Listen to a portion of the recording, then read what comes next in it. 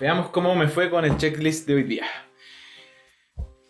Planchar, sí, lo hice antes de salir en la mañana, perfecto. Enviar correo al cliente, apenas llegué al trabajo lo hice, muy bien. Estudiar para la prueba, no me alcanzó el tiempo, voy a tener que dejarlo para la próxima semana. Pagar banco, sí, justo antes del almuerzo lo hice, así que genial. Preparar presentación gerencial, no alcancé a avanzar mucho, no avancé nada, la verdad. Tengo que apurarme con eso. Y comprar pan, sí, lo hice antes de comer hoy día en la mañana. Entonces, 4 de 6 de las actividades que tenía que hacer. Día redondo. ¿Te sientes representado por el video que acabamos de ver? Al finalizar el día, te sientas, revisas las tareas que tenías pendientes, haces los checks correspondientes y te sientes muy feliz porque avanzaste muchísimo, pero inevitablemente con el paso del tiempo observas que las tareas que no realizaste te empiezan a alcanzar. En mi experiencia al menos, la universidad no me entregó ningún conocimiento relacionado con el manejo de tiempo efectivo. Obviamente me equivoqué muchísimo y pude ir perfeccionando poco a poco en cómo hacer un listado de tareas efectivo. Entonces la idea es poder entregarte ese conocimiento, evitar que te equivoques tanto como lo hice yo, pero también darle obviamente ahí un impulso a tu manejo de prioridades a través de un to-do list. Vamos directamente a los 4 errores típicos que cometemos cuando hacemos un to-do list. El primer error que veo que tenemos cuando hacemos un to-do list es que no es asequible. ¿Y qué me refiero con esto? Es que no es de fácil acceso, que no podemos cargar rápidamente las tareas nuevas que van apareciendo en nuestro listado. Normalmente, y lo más común es que usemos alguna libreta, y personalmente a mí me encantan las libretas, el material escolar, me encanta esa dopamina que libera cada vez que haces un check en un cuaderno.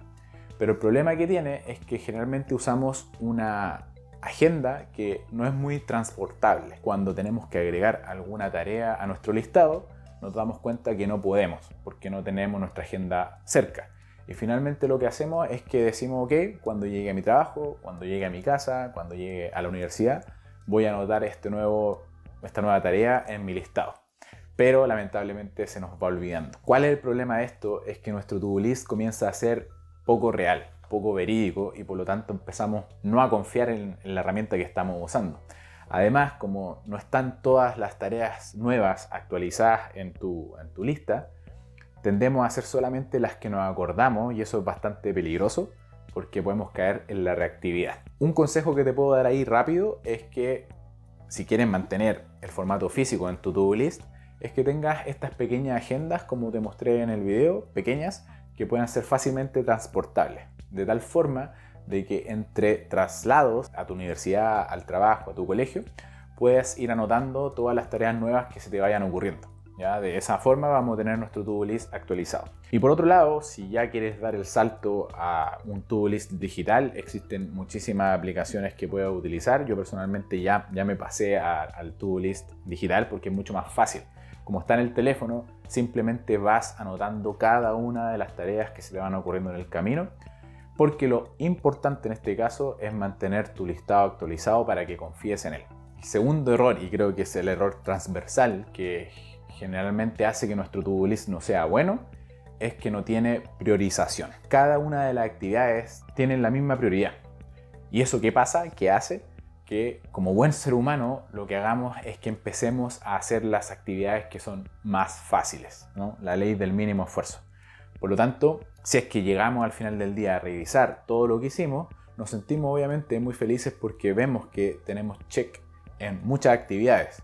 Pero si entramos más en el detalle, nos damos cuenta que todas esas actividades son las más fáciles de hacer, las más rápidas. Mientras que las actividades más difíciles, que realmente ameritan una planificación a largo plazo, son las que vamos dejando de lado, porque obviamente nos pueden conllevar más tiempo y es más difícil y lo que queremos es ir chequeando rápidamente. Aquí la solución es bastante simple y lo que hay que hacer quizá no es muy llamativo, pero todos sabemos lo que es, y es sentarse a analizar cada una de las actividades que tienes y darle la prioridad que corresponde para poder saber cuál tenemos que hacer primero que la otra. Si no logramos esto, de sentarnos y analizar, realmente las tareas más complicadas que ameritan más tiempo nos van a alcanzar, se van a empezar a acumular y finalmente no vas a seguir con tu to-do list porque te va a sobrepasar y vas a sentirte mucho más estresado. Aquí te recomiendo que comiences ya a estudiar acerca de cómo priorizar. Hay una herramienta que a mí me gusta mucho, que es la matriz de Eisenhower, que Stephen Covey en su libro Los 7 hábitos de la gente altamente efectiva entrega y da muchos tips al respecto. Y obviamente estos tips los vamos a ir viendo en el canal en el futuro. Pero te recomiendo que empieces ya a estudiar un poco acerca de eso para poder no caer en este segundo error que estamos hablando. El tercer error que hacemos cuando estamos fabricando nuestro to-do list es que sea interminable y atemporal. Y aquí los dejé juntos porque se complementan muy bien estos dos errores y creo que también se solucionan de la misma forma. Como vamos haciendo principalmente las tareas más fáciles, como en el punto anterior, nos van quedando obviamente las tareas más complicadas, que nos cuesta mucho más sacar de nuestro to-do list, y además vamos agregando nuevas tareas. Y esto empieza a generar que veas un listado interminable de tareas nuevas. Y esto es completamente normal. Justamente esa es la idea de tener un to-do list, que podamos ir agregando tareas una tras otra y que vayamos pudiendo tenerlas en un lugar consolidado. El problema es que si es que nos las vamos sacando del listado, obviamente nos va a generar una sobrecarga mental que también nos puede llevar a dejar de lado el to-do list y simplemente que reine el caos. Todas las actividades que tienes en tu to-do list tienen la misma fecha de término, o lo que es peor, no tienen fecha de término asignada. Por lo tanto, caemos en el error anterior. Tratamos de hacerlas más fáciles primero, porque son las que nos permiten liberar un poco el espacio, pero el punto aquí principal es poder asignarle a cada una de ellas una fecha de término real, efectiva, saber cómo, cuándo y dónde vamos a hacer esa actividad.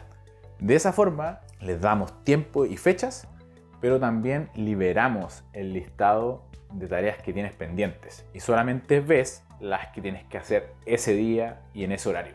Y finalmente, el cuarto error que he visto es que asignamos nombres genéricos. Bueno, este error es bastante grave y creo que es bastante común también. Y es que a medida que vamos agregando nuevas actividades a nuestro listado, le damos nombres genéricos, ¿no? Como comprar pan, hacer tareas, mandar correo, etc. Y estos nombres no son muy accionables, no nos llaman a la acción. Y eso también obviamente nos frena. Si recuerda el video del principio, una de las tareas que aparecían allí era hacer presentación para gerencia, lo cual obviamente no es un título para nada llamativo y que no me llama a la acción. Distinto es, por ejemplo, enviar correo al cliente con un presupuesto, lo cual te genera una acción, es mucho más rápido y obviamente vas a preferir hacer eso antes de hacer una actividad genérica como la que te acabo de mencionar, que es la presentación. Entonces lo que tenemos que hacer también acá es darle nombres mucho más precisos a cada una de las tareas, pero también dividirlas en acciones más pequeñas y más accionables, que te lleven justamente a la acción, a querer realizarlas, pero también te va a dar una idea y una noción de cuáles son las prioridades que tienes que tener, de tal forma que les puedas dar una fecha y un espacio y tiempo donde las vas a realizar. Entonces, como no hay nada mejor que aprender a través de un ejemplo, hagamos esta gran tarea que se llamaba hacer presentación, ¿no? Para, por ejemplo, tu trabajo, para el colegio o la universidad. Y supongamos que tenemos 4 semanas para hacer esta presentación. Entonces, el primer consejo acá es: no tienes por qué hacer la tarea en un solo día, ¿no? Es muy grande, es muy macro el nombre. Por lo tanto, tenemos que subdividirla en pequeñas tareas. Por ejemplo, en la primera semana lo que podemos hacer simplemente es sentarnos a recopilar información para poder trabajar, buscar distintas fuentes y distintos datos para poder ir recopilándolos. En la segunda semana sería mucho más sencillo, entonces, ya teniendo recopilada la información, empezar a analizar la data, generar un análisis de los datos, gráficos, empezar a confeccionar el storytelling de tu presentación. En la tercera semana ya podemos tener una actividad que se llame confeccionar la presentación, por ejemplo, donde empecemos a pegar en la aplicación que utilices para hacer presentaciones toda la información que obtuviste, todos los gráficos, ¿no?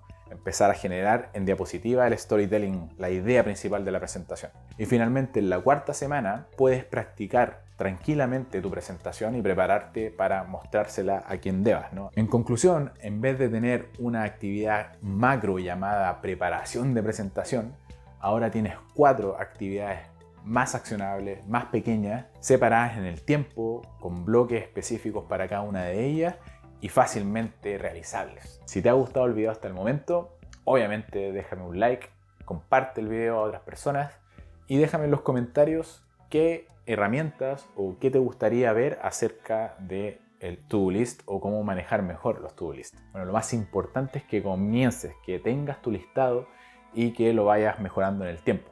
Como te comenté en un comienzo, yo cometí todos los errores que te listé en este video, pero el mensaje que quiero dejarte es que 1 siempre es mejor que 0. Y comencé a destacarme sí o sí por ser más ordenado.